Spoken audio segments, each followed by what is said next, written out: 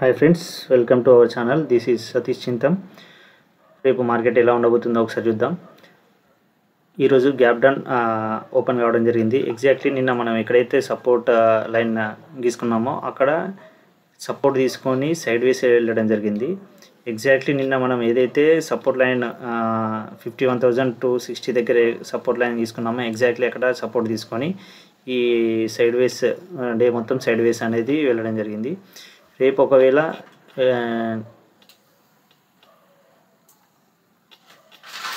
ఈ 51,790 అనేది ఈ లెవెల్ అనేది క్రాస్ అయితే మనము బై సైడ్ వెళ్ళడానికి అంటే అప్ సైడ్ వెళ్ళడానికి ఛాన్సెస్ ఉంటుంది.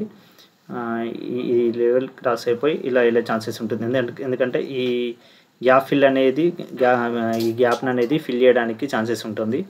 అదర్వైజ్ ఒకవేళ మనకు ఈరోజు సైడ్ వేస్ ఉంది కాబట్టి రేపు మూమెంటం ఉండే ఛాన్సెస్ ఉంటాయి. కాబట్టి ఒకవేళ ఫ్లాట్ ఓపెన్ అయితే ఏదైనా కూడా ఈ బై సైడ్ వెళ్ళాలంటే అప్పర్ సైడ్ వెళ్ళాలంటే ఈ లైన్ అనేది క్రాస్ చేయాలి. సెల్ సైడ్ వెళ్ళాలంటే ఒకవేళ ఈ సపోర్ట్ 51,260 అనేది ఈ రేంజ్ అనేది ఇది క్రాస్ చేస్తే మనము సెల్ సైడ్ తీసుకోవడానికి ఉంటుంది. అదర్వైజ్ అంటే 51,790 ఇది క్రాస్ చేస్తే బై సైడ్, లేదా అదర్వైజ్ కిందికి వచ్చే ఛాన్సెస్ ఉంటుంది. This is for bank Nifty. Nifty యుద్ధం ఎలా ఉంటుందో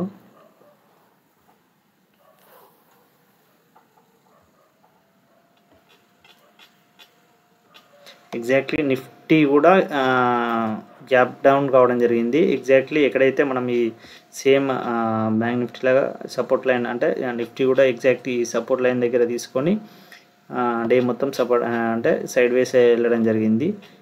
సో 2 days నుండి మనకు కంటిన్యూస్లీ డౌన్ఫాల్ కావడం జరిగింది. సో ఈరోజు పాస్ తీసుకుంటుందని నిన్ననే డిస్కషన్ చేసినట్టు పాస్ తీసుకుంది అంటే సైడ్ వేస్ వెళ్ళడం జరిగింది. రేపు మనకు మొమెంటం ఉండే ఛాన్సెస్ ఉంటుంది.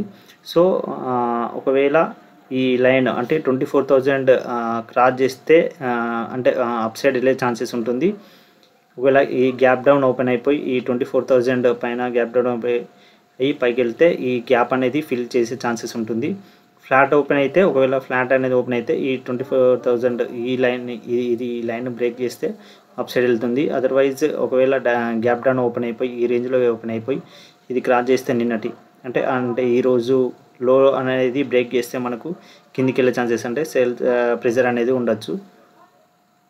లేదు అంటే ఫ్లాట్ అయితే ఫ్లాట్ ఓపెన్ అయిపోయి కిందికి వచ్చే ఛాన్సెస్ ఉంటే ఒకవేళ ఈ మనం తీసుకున్న సపోర్ట్ లైన్ అనేది బ్రేక్ చేస్తే డౌన్ సైడ్ వచ్చే ఛాన్సెస్ ఉంటుంది. దిస్ ఈజ్ నిఫ్టీ అండి. ఒకవేళ సెన్సెక్స్ రేపు ఎక్స్పైరీ ఉంది కదా సెన్సెక్స్.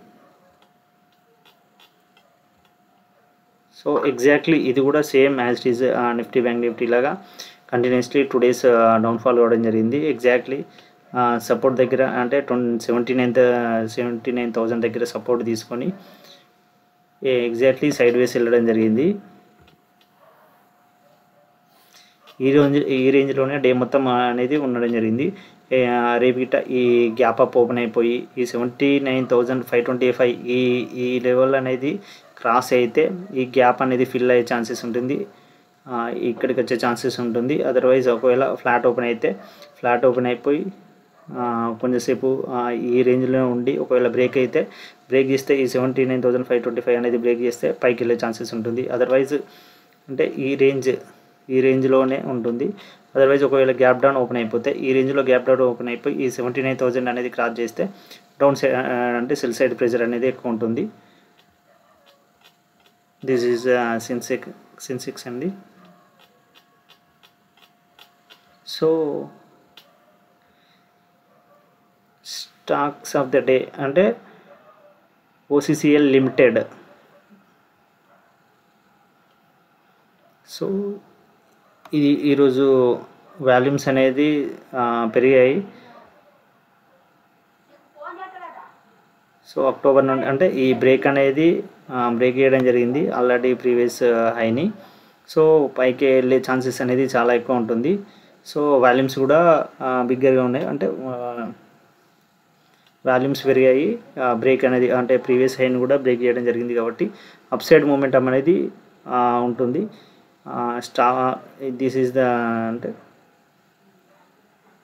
ఎంట్రీ పాయింట్ అండ్ ఇది అంటే ట్రెండ్ లైన్, అంటే ఈ ట్రెండ్ లైన్ బిలో వేస్తే అది మనకు స్టాప్ లాస్ తీసుకుంటాము.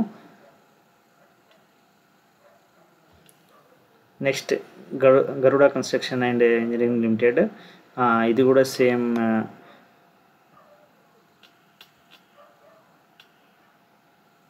ఒకటి వాల్యూమ్స్ అనేది పెరుగుతూ వచ్చాయి. ఈ ట్రెండ్ లైన్ అనేది క్రాస్ అయ్యే వరకు మనకు ఇది సపోర్ట్గా పనిచేస్తుంది.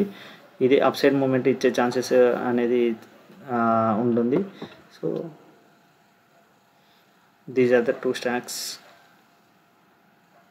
Thank you.